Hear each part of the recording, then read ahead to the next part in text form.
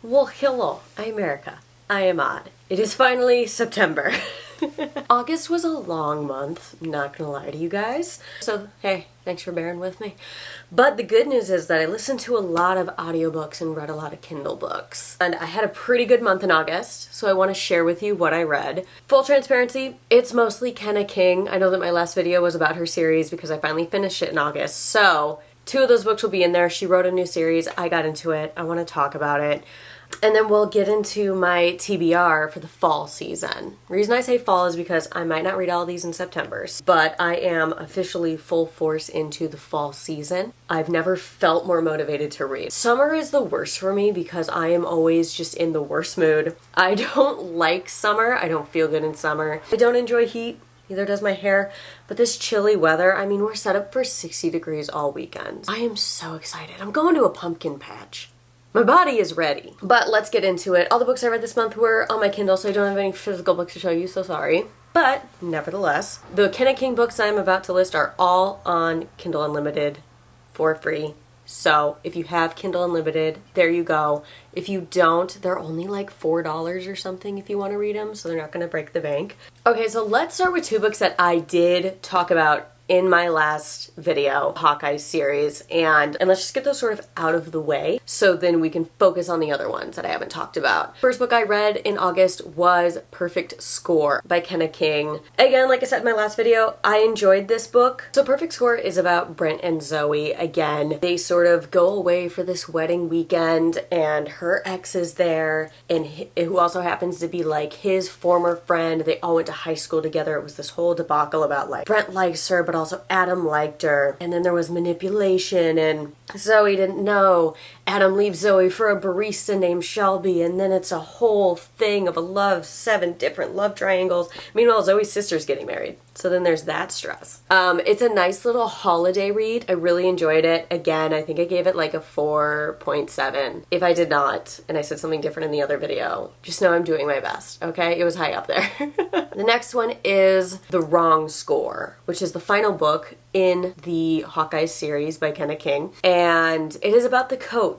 And like I said, it had my 2 least favorite tropes, which are an age gap and accidental pregnancy. Those are the tropes in that one. If you're like me and you don't like those, I hear you. I will say I like how it was done in this book. They didn't constantly reference the age gap as sort of this like ultimate taboo thing. They bring it up here or there, but I hate when books, if they have to have an age gap, constantly bring it up. It's not cute of you to be doing this. This isn't like a cutesy, oh my god, he picked me situation. If you have an age gap, fine, I guess. If that's for you, it's not for me. I don't like large age gaps. I think 10 years is the age gap I'll find appropriate, and even then the youngest person has to be at least 25. You know what I mean? That frontal lobe has to be there for me to be like, okay, I guess this is fine. But after you exceed 10 years, both frontal lobes developed, it's just not for me. And the accidental pregnancy trope, I think, is just my own trauma. I'm like, hey, it wasn't cute when I accidentally got pregnant. The accidental miss wasn't cute either, but anyways.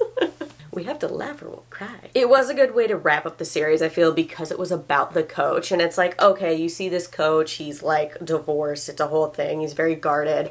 You also see this reporter throughout the entire series, so it was nice to finally have their stories and to really see their perspective. It was a nice close to it all. I think I did. I think I gave it 5 stars on Goodreads just because it was the end of the series, but in my mind, it's like a 4.5, maybe a 4.4. All right, next up, we have 2 of the worst books I've read this year. I'm glad I didn't read these before or my mid-year tag where you talked about your worst books. This is the worst books. I'm gonna tell you the names so that you don't read them. These are audiobooks that I got for free. They're by the same author, which is Melania Marotta.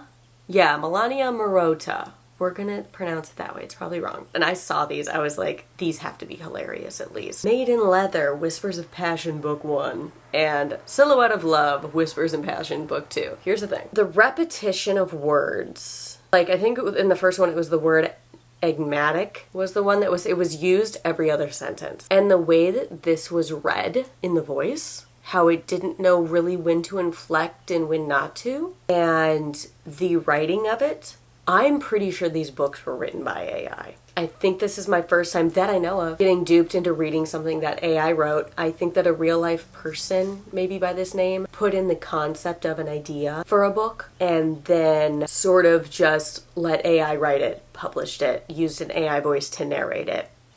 I had to change the battery in my camera, so if anything looks different, no it doesn't. This knocked over when I sat back down. I had it so cute. Anyways, let's talk about the last 2 books that I read in August because those novellas deserve like no more time. I am pretty sure that they are AI written, and that's all there is to really like say about that. Alright, so the last 2 books I have on the list are both by Kenna King from her new Hawkeye's Rookie series, which I've really been enjoying. So basically the Rookie series, from what I've gathered, is now like 20 years into the future of the Hawkeyes players. Some of their kids now play for the Hawkeyes, some old some old nemesis of the Hawkeyes players their kids are on the team now trying to prove that they're like not like their parent, things like that. So it's a really interesting series. I think it's only going to be a 5-book series, it said. The next one comes out this month in September, I think the 23rd, so I'm very excited, but I finished both books that have been released so far. Okay, so the first one in the series is called Match Penalty by Kenna King. So this is about Cammie. I believe she's Seven's daughter, and Seven is now coach of the Hawkeyes, fun fact, and JP, which is John Paul Dumont, his kid. Now, they had a little fling. Back in the day, right? Cammie wakes up and has woken up to find that he's gone. He's out the bed, where'd he go?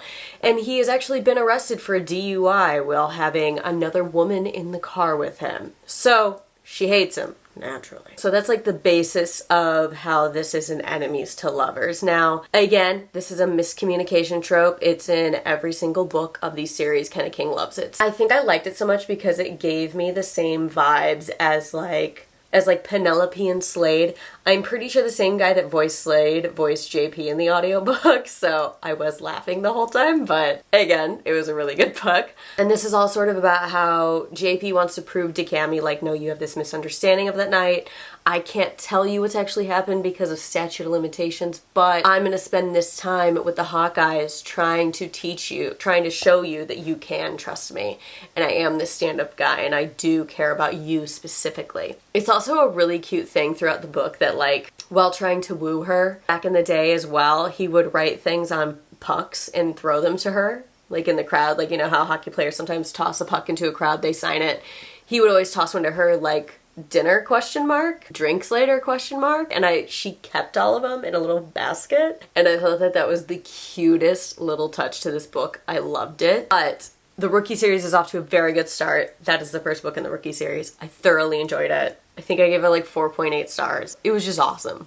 So this book is about Peyton and Reed was sent away to the farm team. It's always referred to as, in these books, it's like, oh, you're gonna go to the farm team in like Canada. It's like, what? Anyways, basically this is a fake dating trope, so keep that in mind. The whole time we are following Reed and Peyton. Reed and Peyton got off to a bad start as he was drunk on whiskey and said some not so nice things to her when he first met her. Nothing devastating, but rude nonetheless. In order to keep his ex, who he hates, at bay, he decides that he's going to ask Peyton, who is friends with the other Hawkeyes wags, to like, hey, please bid on me. I will pay whatever it takes. Don't let my ex win this date. And now he announces basically, hey, we're dating, da-da-da, to keep his ex and try to maybe drive her away. And his ex is an awful human being, I will say. But he has to move in with her for a month, and of course, romance ensues. How could it not? They have a chia pet in the shape of a French bulldog. It's all very serious, very fast. I enjoyed Reed's story as well as Peyton's. I think it shows a lot of like what it is to be a retired athlete that goes into a different area of the sports world, as well as what it is for a hockey player who is guarded and closed off to sort of start to share that part of himself with not only another person, but with the world. Trigger warnings for this, I would say. There haven't been too many like trigger warnings for the other ones, but in this one, there is a sick parent. So if you have had or have lost a parent to cancer, this book might be a little bit triggering for you at times, but nonetheless, His mother's character is so lovable and so fun. She's very much like the caring Jersey mom. Like, that's who she is. She's such a cute touch to the story, but I did want to add that in case you're thinking of reading it. There is a sick parent. There is talk of a parent passing away as well. Separate parent. And I think that's all the trigger warnings. Yeah. That's all the trigger warnings. Anyways, those are all the books I read for August. Now I want to get into my TBR with you guys because I'm very excited about it. Here is where we're starting. So I'm already reading this book. I'm going to continue reading this book, A Southern Book Club's Guide to Slaying Vampires. I want to finish this one in September. I'm kind of determined. It's a thick book, but I'm determined. I'm also reading If It Makes You Happy. If It Makes You Happy by Julie Olivia. It is very much like Gilmore Girls, Grumpy Sunshine, Luke and Lorelai. It takes place in the 90s in fall in a small town, so it's definitely Luke and Lorelai inspired if the Grumpy Sunshine was reversed. Really enjoying it so far. It's a fun little fall read. It goes through all the Burr months at one point, so I love it. I'm also listening to, you guys know me, I never stop reading. And then I started Fall I Want by, looks like Layla Parrish. I think that's how you pronounce it, Layla Parrish. And so I'm starting to get into the Layla Parrish series where it's all sort of based around the fall. I don't think I'll finish it this fall, but I'm glad I'm starting it. We also have my physical TBR back here, and it's so cute with my little glow pumpkin spice. Dollar store, can you believe? Anyways, let's pick these bad boys up. So this is my physical TBR for fall. I want to get to these by November. One of these I'm pretty much going to start in November or like the week of Halloween, I think. So first one, you've seen all these books in my TBR. I have other ones that if I finish all of these, I'll move on to them. Oh, okay, cool. She's right. You ever have a friend that works the night shift and then it's too early for them to be contacting you? So you're like, what's wrong? What happened? And everything's fine. Okay, so the first book is Morbidly Yours.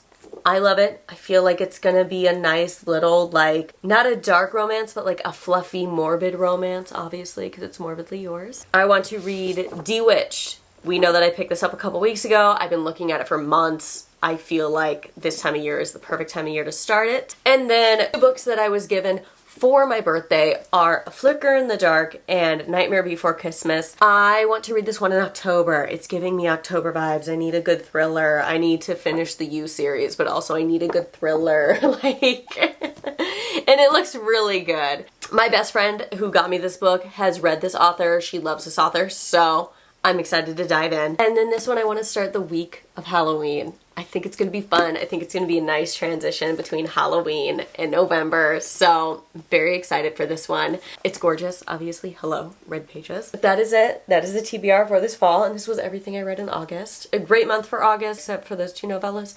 But again, great month for August. And I'm excited to dive into these ones for the fall. Finally, the Burr months are here. It's our time to shine, people. We got it. We made it. Guys, we're in the last quarter of the year. We did it. But that is it for today's video. I hope that you guys enjoyed it. Please be sure to like and subscribe, and I'll see you guys in the next video. Bye, guys.